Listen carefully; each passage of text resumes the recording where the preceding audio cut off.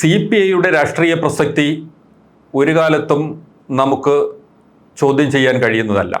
CPI ഒരു മുന്നണിയിൽ നിന്ന് മുഖ്യമന്ത്രി സ്ഥാനം വരെ വാഗ്ദാനം ചെയ്യപ്പെട്ടിട്ടും അത് ഉപേക്ഷിച്ച് LDF കെട്ടിപ്പടുക്കുന്നതിന് വേണ്ടി ത്യാഗം സഹിച്ച് രംഗത്ത് വന്ന ഒരു പാർട്ടിയാണ്. അടിയന്തരാവസ്ഥയുടെ പാപഭാരങ്ങൾ പേറി അതിൻ്റെ പിന്തുണ എന്ന എല്ലാ കാലത്തും കറുത്ത പാട് വീണ ഒരു ഭൂതകാലം മറച്ചു കളയണമെന്ന് ഇല്ലെങ്കിൽ മായിച്ചു കളയണമെന്ന് CPI പ്രവർത്തകർക്കും നേതാക്കൾക്കും ഇപ്പോൾ ആഗ്രഹവുമുണ്ട്. അതുകൊണ്ട് തന്നെ ഇടതുപക്ഷ ഐക്യത്തിന് വേണ്ടി ശക്തമായി നിലയുറപ്പിച്ചിട്ടുള്ള ഒരു പാർട്ടിയാണ് CPI. ആ CPI LDF എന്ന മുന്നണിയെ മുക്കുന്നു, LDFിൽ നിന്ന് പുറത്തു വരുന്നു, LDF ഇതാ മുങ്ങിത്താഴാൻ പോകുന്നു എന്ന പ്രകമ്പനങ്ങൾക്കിടയിലാണ് ഒരാഴ്ച കടന്നുപോയത്. എന്നാൽ രാഷ്ട്രീയ നിരീക്ഷകർക്കൊക്കെ വളരെ വ്യക്തമായിരുന്നു ഇത് വെറും ചായക്കോപ്പയിലെ കൊടുങ്കാറ്റേ ആവുകയുള്ളൂ എന്ന്. PM ശ്രീ പദ്ധതിയിൽ ഒപ്പിട്ടതിൻ്റെ പേരിൽ അതിൽ ചില തിരുത്തലുകൾ വേണം എന്നുള്ളത് CPIക്ക് ആഗ്രഹമുണ്ടായിരുന്നു. മന്ത്രിസഭയിൽ ഉന്നയിച്ച കാര്യം ഒരു ചർച്ചയുമില്ലാതെ ഒപ്പിട്ട ആ രീതി CPMനെ സംബന്ധിച്ചിടത്തോളം ഒരു ന്യായീകരണവും പുറത്തോ അകത്തോ സ്വന്തം നേതാക്കളെ പോലും ബോധ്യപ്പെടുത്താൻ കഴിയാത്ത ഒന്നുമായിരുന്നു.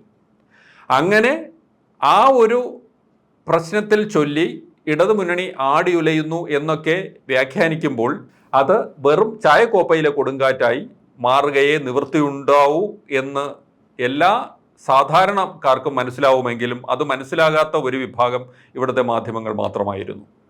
അങ്ങനെ ഇതാ പ്രകമ്പനം എന്നൊക്കെ പറഞ്ഞ് നമ്മളെയൊക്കെ ഇളക്കി മറിച്ചിട്ട് ഇപ്പോൾ എന്തായി?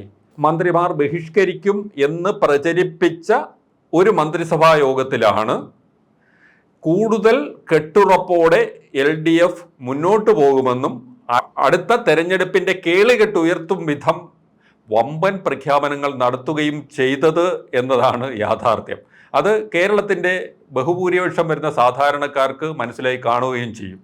കാരണം ഒരുപക്ഷെ 1600 രൂപ എന്ന് കഴിഞ്ഞ ഇത്രയും വർഷമായി ഈ സർക്കാർ വന്നത് മുതൽ 1600 രൂപ പെൻഷൻ കൊടുത്തുകൊണ്ടിരിക്കെ, സാമൂഹികക്ഷേമ പെൻഷൻ കൊടുത്തുകൊണ്ടിരിക്കെ അത് 2500 രൂപയാക്കുമെന്നായിരുന്നു LDFിൻ്റെ പ്രഖ്യാപനം. അത് 2000 രൂപയായി നിശ്ചയിക്കുന്നത് സ്വാഭാവികമായിട്ടും എല്ലാവരും പ്രതീക്ഷിച്ചത് അടുത്ത ബഡ്ജറ്റിലായിരിക്കും അതിൻ്റെ പ്രഖ്യാപനം ഉണ്ടാവുക എന്നാണ്. അപ്പോൾ അടുത്ത ബഡ്ജറ്റിൻ്റെ ഒരു സൗകര്യം അത് ഭാവിയിൽ വരുന്ന സർക്കാരിന് മാത്രമേ ബാധകമാവുകയുള്ളൂ. അത് കഴിഞ്ഞ മന്ത്രിസഭാ യോഗത്തിൽ ഈ സാമൂഹ്യക്ഷേമ പെൻഷൻ്റെ വർധന പ്രഖ്യാപിച്ചതിലൂടെ അടുത്ത ഏതാനും മാസങ്ങൾ ആ തുക, അതായത് 2000 രൂപ ഓരോരുത്തരുടെയും കയ്യിൽ വരുന്നു എന്നത് ഒട്ടും നിസ്സാര കാര്യമല്ല. അതായത് അവരുടെ കൈകളിൽ 2000 രൂപ കിട്ടിയതിന് ശേഷമായിരിക്കും അവർ അടുത്ത തെരഞ്ഞെടുപ്പിൽ വോട്ട് ചെയ്യുക. അങ്ങനെ കേരളത്തിലെ LDF ആടി ഉലയുമെന്ന് പ്രഖ്യാപിച്ച LDF അടുത്ത തെരഞ്ഞെടുപ്പിനെ ഒത്തൊരുമിച്ച് മുന്നോട്ട് നേരിടാൻ സജ്ജമാണെന്ന് പ്രഖ്യാപിക്കുന്ന ഒരു മന്ത്രിസഭാ യോഗമായി മാറി. മിക്കവാറും എല്ലാ വിഭാഗം ജനങ്ങളെയും ചേർത്ത് പിടിക്കുന്ന വമ്പൻ പ്രഖ്യാപനങ്ങളാണ് ആ മന്ത്രിസഭാ യോഗത്തിലുണ്ടായത്.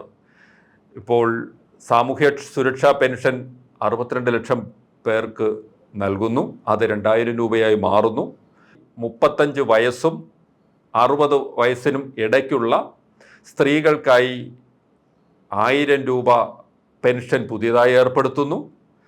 സ്കോളർഷിപ്പ് എന്ന പേരിൽ യുവാക്കൾക്കായിട്ട് 1000 രൂപ ഏർപ്പെടുത്തുന്നു. പിന്നെ ആശാ വർക്കർമാർ മുതൽ സാക്ഷരതാ പ്രേരകമാർ മുതൽ ഗസ്റ്റ് ലെക്ചർമാർ തുടങ്ങി സമൂഹത്തിലെ മിക്കവാറും എല്ലാ വിഭാഗങ്ങൾക്കും ആനുകൂല്യങ്ങൾ ചൊരിഞ്ഞ ഒരു മന്ത്രിസഭാ യോഗമാണ് കടന്നുപോയത്.